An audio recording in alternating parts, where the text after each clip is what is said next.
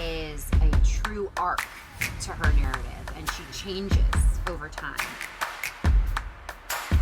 We're actually about to recreate Claire's epic raptor rooftop chase scene. It's a really special experience. On my bum. Oh. That's the movie we're all going to be watching. I do all the things. To take a look around the Malta Film Studios, which happens to be one of the largest production facilities in the world.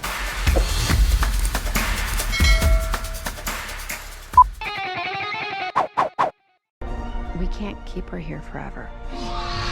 They find her, we're never gonna see her again. We gotta protect her, that's our job.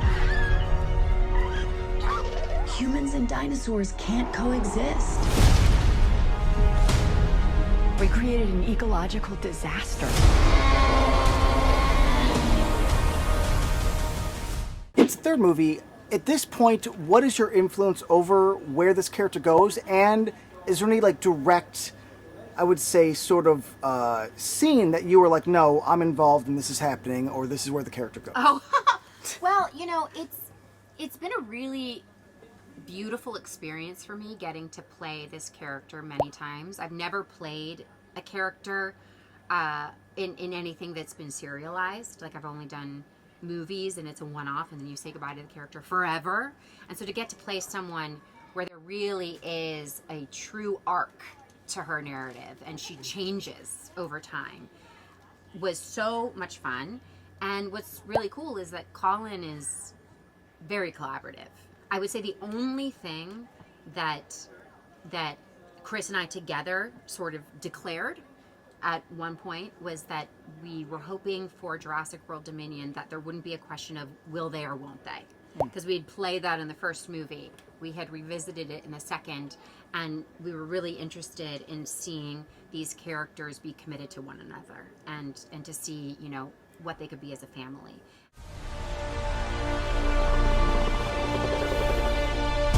We're racing toward the extinction of our species. We not only lack dominion over nature, we're subordinate to it. So, DeWanda, I think you probably the hardest thing. It's the third movie, right? You're a new character coming into an established series and characters, right? Yes. Uphill battle to begin with.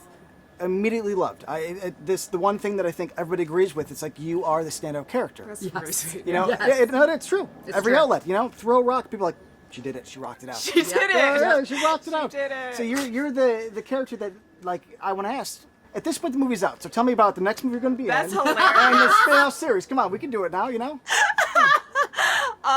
You know, we'll see. I mean, this is a very lovingly fan-driven, you know, franchise, and so I'm very grateful. I'm grateful for the feedback. I would love to play Kayla again. You know, exactly what you were talking about just now, just having that experience of getting to explore a character over a series of time, and yeah, the way that we constructed her. As soon as you're dropped into like Kayla land, you know, and you're in that underground market, you're like, tell me everything. Tell me about these like dinosaurs on the Barbie, you know what I mean? Like there's so much to explore. Lance Velchuk here for JoBlo.com. Hanging out in Malta, actually celebrating the Jurassic World Dominion's Extended Cut Edition, releasing August 16th. And so we actually got to take a look around the Malta Film Studios, which happens to be one of the largest production facilities in the world. This is the same place they filmed Troy, Season 1 of Game of Thrones, Gladiator, and the new German show Das Boot. I understand the need to want to see your city, your country, represented as its own. And so, you know what? Props to Jurassic World Dominion. And what do you think your scene is that defined the character? What is, because people love it, so clearly you did something that won the world over. I do all the things. All of it? That's I it? do all the things. I don't really, you know, I don't genre act. There's no like template for like, oh, this here, I do this here, I don't do this here. Every character gets like a 30+ page backstory. You know what I mean? Which is so good. Which is so good. DeWanda sent it to me recently, and I was like, Kayla! It's just I just feel like awesome. It just all really shows up on the screen.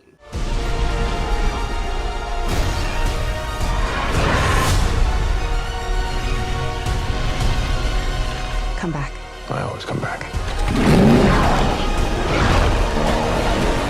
You both get, I think, some of the best action scenes in the movies, Yeah. right? So can I ask you, if you don't mind real quick, which is each your favorite in the series? Well, I guess you're the series and you in Dominion. Favorite one is with us driving together. Oh my gosh, I love it. I think that's the coolest thing because it's love also, you know, the way that our characters, Claire and Kayla, are introduced and their journey over the course of like, all right, okay, I see what you're working with. Like, I just love that. It feels quite honest and authentic, and you know, DeWanda love Bryce Dallas Howard, so. And I love DeWanda. Yeah. DeWanda Wise is the best. the best. I think that I love that scene so much as well, because you kind of, when they first meet each other, you don't know whether or not they're gonna ever interact again with one another, or if they don't like each other, or if they maybe have a crush on one another. Like, who knows? You just don't know. Hey guys, Lance here from JoBlo.com. I'm actually currently in Malta. We're celebrating the home video release of Jurassic World Dominion extended cuts. We're actually about to recreate Claire's epic raptor rooftop chase scene. Hopefully a lifetime of eating and drinking good doesn't happen by Joby.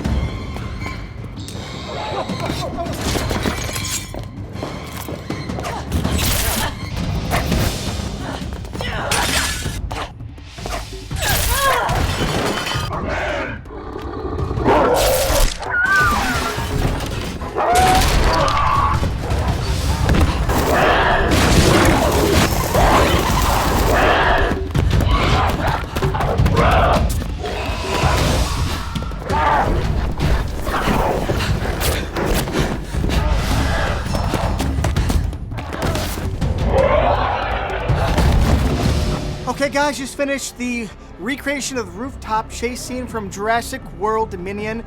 It puts in perspective, man, these people work really hard. I mean, and being in the action, it was a blast. So I guess my first question is, something like this, a movie that's practical and visual, what is probably the hardest stunt you had to create that looks the easiest on camera? Like, what took the most work?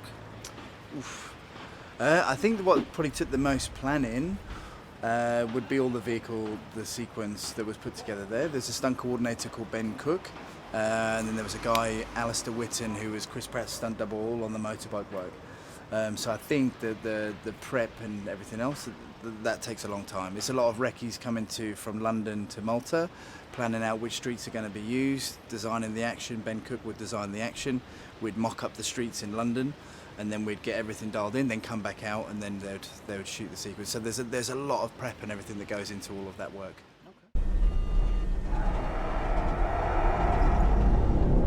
That's another plane, right? Not exactly.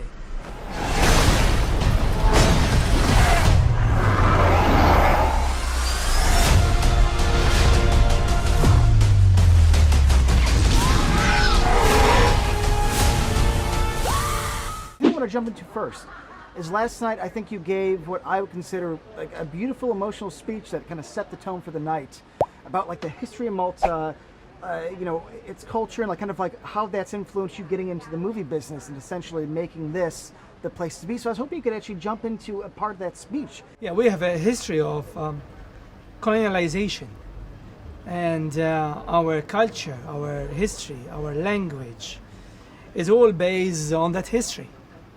We were colonized by various rulers: the Phoenicians, the Arabs, the Normans, the British, the French. The last rulers conquering Malta were the British, and we got our independence in 1964, became republic in 1974. And then we got our freedom. So the last military base, the last military vessel leaving our Grand Harbor was in 1979. The year I was born, 43 years ago. You look 30, come on. You see, Malta has been used for many movies and many different backdrops, but this is the first time it has ever played itself. And so we are exploring the city, the land, and learning about its history, traversing the beautiful Mediterranean Sea, hanging out in the iconic St. George Square, or just seeing the city itself. And hats off to Johan Gretsch, the Malta Film Commissioner, for making this happen. Jurassic World Dominion is the first time, if I'm correct, that Malta plays Malta. Talking about journeys, it wasn't an easy journey. But, so looking at our history of success in the film industry. We nearly have 100 years of experience in filmmaking. Proud of it, but not chained to it. We want to make the next 100 years better than the first 100 years. So Malta appeared a couple of times in various scripts as Malta, though we are known for the versatile locations where we can double easily from southern France to the Middle East. Don't move. Bigger. Why do they always have to go bigger? I always think of like those quotes from directors. It's like, you know, you never finish a movie, you abandon it, or kill your baby. You know, it's like such a process. Yeah. And now that we're talking about the extended cuts, Yeah. I'm curious, like on your aspect, as somebody who's a creative for a profession, how did you choose what to keep in theatrical and what not? And then after watching it and seeing some of these scenes, I think that might have been a tough choice. It was at times heartbreaking. It really was, and you know, it wasn't that there was any individual scene. It was that, you know, we had a film, and we were pretty close to the end, you know, when we realized that we had to do that. And you know, 2.5 hours is still a pretty long movie, and you know, it's COVID, and there were a lot of reasons, but in that moment, you know, the opening was really difficult for me because it makes sense of the ending in a lot of ways, and it ties it all together, and then key moments throughout. And so, you know, as we went through, you know, unfortunately, when you make choices like that, it tends to be about, you know, what can come out without, you know, putting people's understanding of what's even going on in jeopardy, especially with a movie with as much in it as ours. And so that's what we took out. And yet those things are part of what makes a movie feel alive. And it's part of what makes you feel like you're being told a story and drawn into a film. And it's about transitions. It's just, you know, movies are hard and storytelling is hard. And this is a movie that I just genuinely believed had a natural resting weight. You know, when your friend like loses a bunch of weight and you're like, yeah, I get it technically, but like, I kind of liked you. This movie, like when it lost a lot of weight, it was like, it's like, you don't laugh the same way anymore. So when did the idea of the extended cut come into fruition? Is this something that in post, when you were cutting, you're like, okay, we're making this, we're going to put this out? Or is this something that you negotiated, like, hey, I want my story to be told? It's something I asked for and was said yes to right away. So I'm very grateful. It's Universal and Amblin. You know, these things are complicated, and as we've heard so many stories, you know, of this kind of relationship between a filmmaker who has a film and a studio who has certain needs, and for anyone who's looking to be a filmmaker, you know, that is part of the job, like understanding how to have those kind of conversations and negotiate it. And so really, once I realized what we needed to do, I just asked, you know, it wasn't that I had to go do more work. We had the film. So I just asked, listen, can we just release this movie, you know, after the theatrical has been shown? You know, there's a 2-month period of time.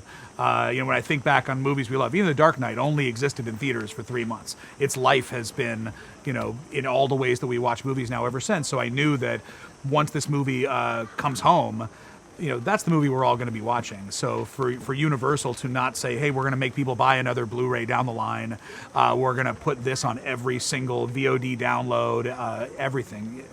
To me, like for a filmmaker, it's kind of a dream to be able to be treated with that level of respect, have your story treated with that kind of respect.